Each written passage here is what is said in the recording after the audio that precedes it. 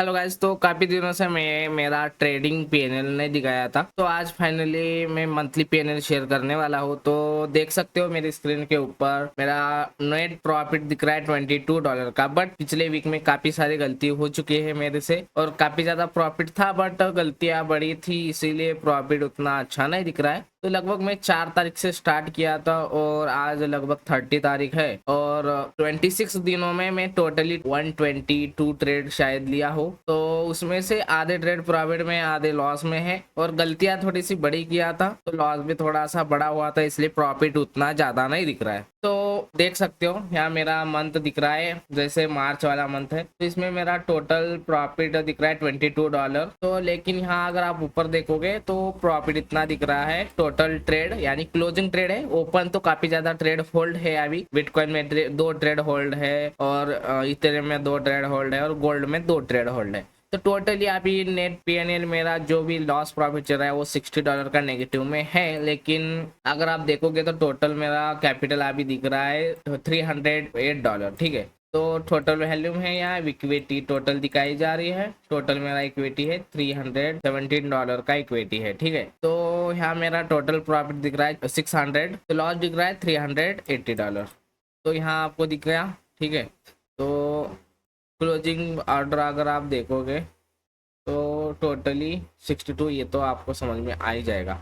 उसके बाद history trade देखेंगे तो इसमें आपको टोटली ट्रेड कितने मिले लिया था वो दिख जाएगा और कौन से ट्रेड लिए थे। तो इसमें काफ़ी ज़्यादा गलती किया हूँ तो वो अपन गलती बिल देखेंगे और टोटली मेरी गलती अगर मैं नहीं किया होता तो मेरा प्रॉफिट कितना होता है ये भी थोड़ा सा देखना पड़ेगा, क्योंकि नेक्स्ट टाइम में अगर ऐसी गलती करूँगा, कैपिटल बड़ा होगा तो गलतियाँ भी थोड़े ऐसे बड़े हो गए, यानी लॉस भी थोड़ा सा बड़ा होगा तो दिक्कत ज़्यादा हो सकती है मुझे आगे चल के। इसलिए अभी मुझे वो गलतियां देख के सीखना चाहिए कि फ्यूचर में वो गलती मैं ना करूं। तो मैं देखता हूँ पहले टोटली बड़ी गलतियां देखेंगे, उसके बाद अपन प्रॉफिट लॉस देखेंगे। ठीक है, तो नीचे से देखेंगे तो टोटली मेरे ट्रेड 122 है, तो काफ़ी ज़्यादा ट्रेड है। तो ये 4 मार्च का फर्स्ट ट्रेड था गोल्ड में, तो ये आपको पता ही होगा। तो गलतियां देखेंगे, मेरा रिस्क रिवॉर्ड रेशो जो है उसके ऊपर अगर मेरी ट्रेड का लॉस दिख रहा है तो वो मैं गलती समझूंगा। ठीक है, तो मेरा रिस्क रिवॉर्ड रेशो क्या है, पर ट्रेड 2%, यानी पर ट्रेड 2% का मतलब मेरा पर ट्रेड $5 का रिस्क है। तो देखेंगे कितनी गलतियां किया हो। तो ये $11 का फर्स्ट गलती है, 6 मार्च को हुआ था। तो मैं एक बार लिख लेता हूँ क्योंकि ये नोट करना इम्पोर्टेंट रहता है। तो आप भी अगर आप गलतियाँ करते तो ये नोट करके लेना चाहिए। उसके बाद देखेंगे और ये एक $9 का लॉस दिख रहा है 10 मार्च का। फिर 13 मार्च को और एक बार $13 का लॉस खाया हूँ, $10 का खाया हूँ। ये 6 साढ़े 6 डॉलर, ठीक है वो चलेगा। 16 मार्च को एक खाया हूँ बाद में। 16 मार्च को कितना लॉस खाया हूँ, $9 और लॉस खाया हूँ 16 मार्च को एक ट्रेड में। फिर 16 मार्च को $21। 16 मार्च थोड़ा सा गंदा दिन था शायद, क्योंकि स्टॉप लॉस बड़े खाया उस दिन दो। के बाद 27-20, तो यहाँ क्या हुआ पता है, यहाँ स्टॉप लॉस हिट होने के बाद फिर से स्टॉप लॉस क्यों हुआ, क्योंकि ये ट्रेड में गलती किया तो मेरा साइकोलॉजी खराब हो चुका था, क्योंकि लॉस काफी बड़ा था। क्योंकि इस दिन अगर आप देखोगे तो टोटली प्रॉफिट बनाया था $1.5 का, क्योंकि कॉस्ट कॉस्ट कटे थे 2 ट्रेड। उसके बाद एक स्टॉप लॉस खाया, लेकिन फिर से एक ट्रेड में बड़ा लॉस खाया $30 का। ये ट्रेड का स्टॉप लॉस देख के अगर आप देखोगे तो लगभग $30 के करीब करीब लॉस हुआ था। तो इसमें भी स्टॉप लॉस अगर हिट होता तो $35 का होता। तो उस दिन मेरा लॉस में दिन ना जाए इसलिए मैं इसको स्टॉप लॉस एक्सेप्ट नहीं किया। और ये फिर से मेरी गलती हुई कि एक गलती किया $27 का लॉस खा के, फिर भी और एक गलती किया, क्योंकि साइकोलॉजी खराब हो जाती है तो कुछ समझ में नहीं आता है और हम स्टॉप लॉस एक्सेप्ट नहीं करते हैं। तो स्टॉप लॉस ना एक्सेप्ट करने का रीजन सिंपल सा है कि लॉस बड़े होते हैं और लॉस बड़े होने से आपकी साइकोलॉजी खराब होने से आपका अपना जो भी रिस्क मैनेजमेंट हो खराब हो जाता है, या ट्रेड आपके ठीक से नहीं चलेंगे, यानी आपका जो भी ट्रेड लोगे कितना भी अच्छा एनालिसिस करोगे वो भी लॉस में जाएगा। तो साइकोलॉजी डिस्टर्ब हो जाएगी और स्ट्रैटेजी ठीक से काम नहीं करेंगे उस टाइम। तो ये लूजिंग स्ट्रिक लगी थी लगभग 20 तारीख को। तो 20 और 21 तारीख यानी 2 दिन गंदे थे ऐसा बोल सकते हो, क्योंकि काफ़ी ज़्यादा ट्रेड लॉस में दिख रहे और सबसे ज़्यादा लॉस इसी दिन में लिया हूँ 2 दिनों में, 20 और 21 तारीख को। तो मैं यहाँ लिख लेता हूँ फटाफट। 21 के बाद $27 का लॉस खाया, उसके बाद $20 का, उसके बाद $10 का, उसके बाद फिर से $11, उसके बाद फिर से $25। तो काफी ज्यादा लॉसेस खाया उस दिन। जैसे एक दो तीन चार पाँच पाँच लॉसेस खाने के बाद देखना है 21 के बाद एक भी ट्रेड क्लोजिंग नहीं हुआ है या एंट्री भी नहीं हुई है। लगभग 21 के बाद 24 ही डायरेक्ट, यानी 22 23, यानी 2 दिन का ब्रेक था। 2 दिन में ट्रेड नहीं लिया क्योंकि उस दिन वीकेंड भी था। वीकेंड के कारण मैं ट्रेड भी ज्यादा नहीं किया क्योंकि वैल्यूम भी नहीं रहता है और बिटकॉइन थोड़ा सा साइडवेज था। तो 2 दिन भी ब्रेक लेने के कारण थोड़ा सा ठीक ठाक हुआ मेरा जो भी साइकोलॉजी था वो। उसके बाद 24 को फिर से लॉसेस हो रहे थे, बट छोटे लॉसेस में कट कर रहा था मैं। ये दोनों अपना ऑर्डर एक ही है, एक ही ट्रेड का है, लेकिन 2 बार बाय किया था। उसके बाद फिर से एक प्रॉफिट में जाके लॉस में चला गया, तो ये कॉस्ट टू कॉस्ट था, फिर से स्टॉप लॉस।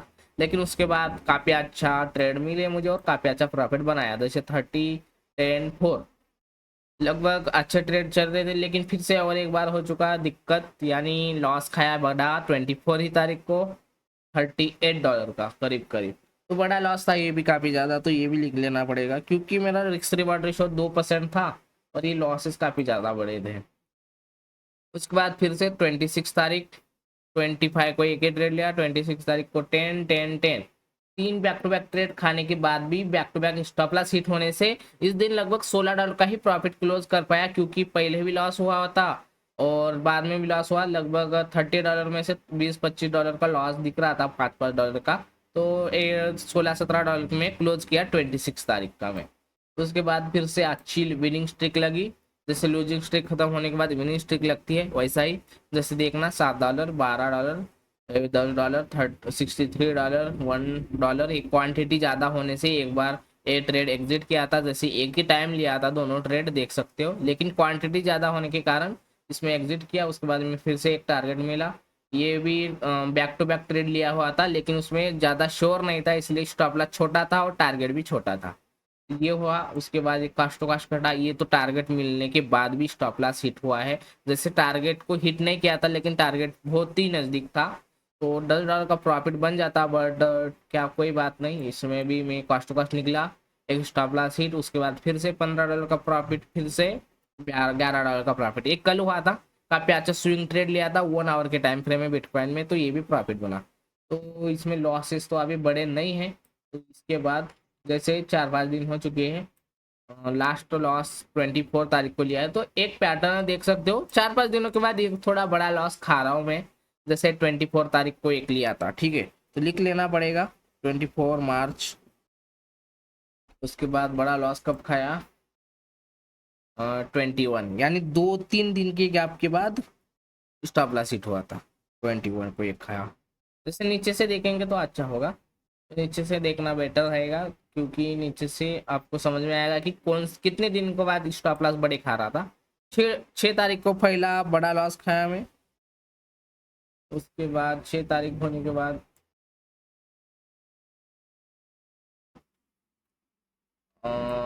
10 तारीख, फिर 10 तारीख को खाया बड़ा लॉस $9 का।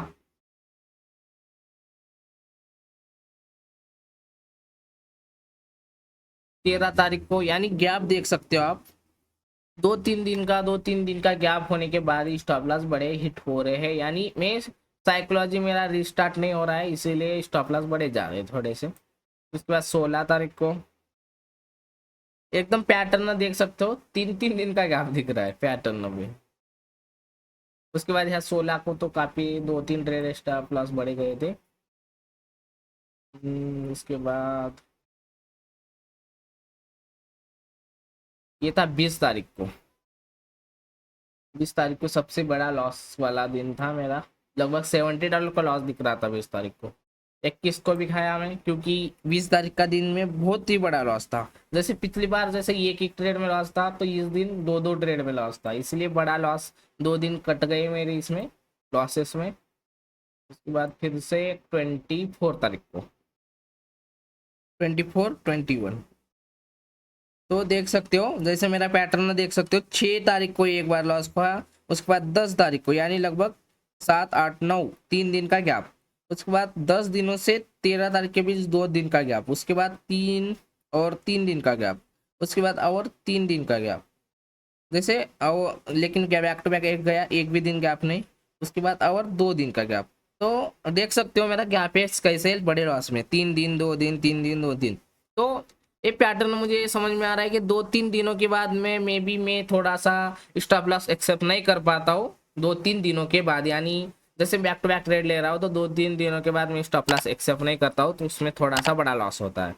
तो अभी तो काफ़ी अच्छा प्रॉफिट में हूँ, बट अगर ये लॉसेस अगर मैं कैलकुलेट करूँगा तो आपको समझ में आएगा कि लॉस में भी अगर मैं इतने बड़े लॉसेस नहीं खाता तो मेरा प्रॉफिट कितना बनता। तो मुझे बाद में समझ में आता है कि लॉसेस ना खाना ही अच्छा रहेगा, बड़े छोटे लॉसेस चलेगा रिस्क रिवॉर्ड रेशो के भी हिसाब से, यानी $5 का रिस्क ले सकता हूँ मैं, और लॉस भी होया तो दिक्कत नहीं है क्योंकि रिस्क रिवॉर्ड रेशो सही है। तो मे भी आपका अगर एक्यूरेसी 50% भी है तो आराम से आप प्रॉफिट बना सकते हो, क्योंकि अगर आप देखोगे तो यहाँ मेरे क्लोजिंग ट्रेड भी देख सकते हो, 122 क्लोजिंग ट्रेड है, प्रॉफिटेबल ट्रेड देख सकते हो 62 है, लॉसेस वाले ट्रेड 60 है।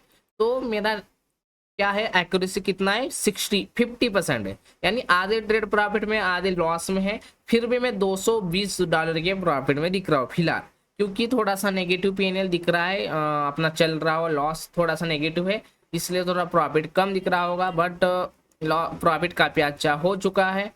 तो लगभग 20 दिन में तो गलतियां किया हूँ, मैं नहीं बोल रहा हूँ कि गलती नहीं किया हो, तो गलतियां किया हो, ऐसे होती है गलतियां, लेकिन तो उसको कंट्रोल करना होगा मुझे, क्योंकि बड़े प्रॉफिट बनाना है तो बड़ी ऐसी गलतियां नहीं करनी पड़ेगी, क्योंकि एक आध दिन अगर आप उससे ज़्यादा बड़ी गलती कर दूंगा तो मेरा कैपिटल उड़ सकता है।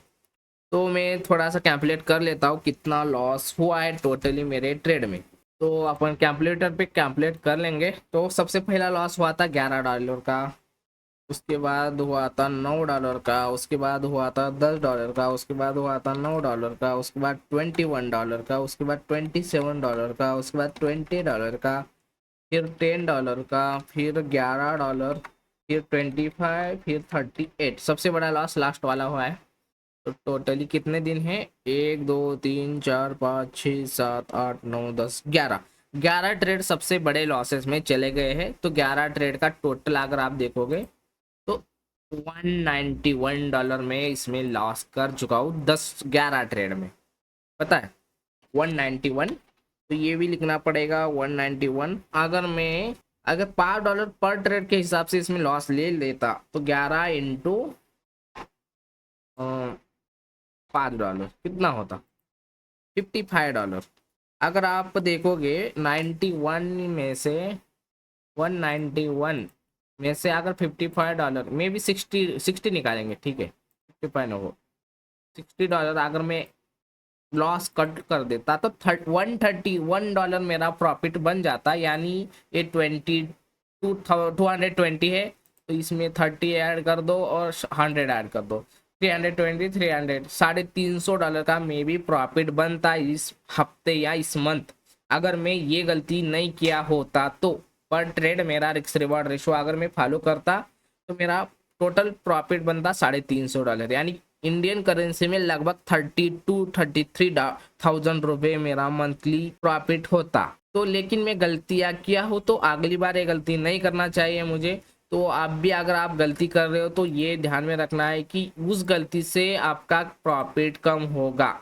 मे भी आपका एक्यूरेसी 60-50% होगा या मेरे से अच्छी होगी, लेकिन मेरी एक्यूरेसी 50% है, लेकिन फिर भी मैं प्रॉफिट बना रहा हूँ। इसका रीजन सिंपल सा है, मैं क्वालिटी ट्रेड मार रहा हूँ, बहुत ही कम ट्रेड मारता हूँ, और मेरा दिन का एवरेजली क्या है पर ट्रेड 2% का रिस्क लेता हूँ और प्रॉफिट भी होता है, तो ठीक ठाक दिन का 5% बनता है। कभी कभी बड़ा भी बनेगा, कभी छोटा बनेगा, लेकिन एवरेज अगर आप देखोगे मंथ का तो लगभग 5% आप बोल सकते हो, क्योंकि $222 अगर आप देखोगे इंटू एक मिनट 222 इंटू 30 तो लगभग 7.5 तक दिख रहा है, तो ज़्यादा दिख रहा है मे बी, बट रोज का $10, लेकिन ज़्यादा दिख रहा है, 7.5% दिख रहा है, बट 5% इनफ है दिन का। तो 5% अगर बनेगा तो काफ़ी अच्छा हो सकता है।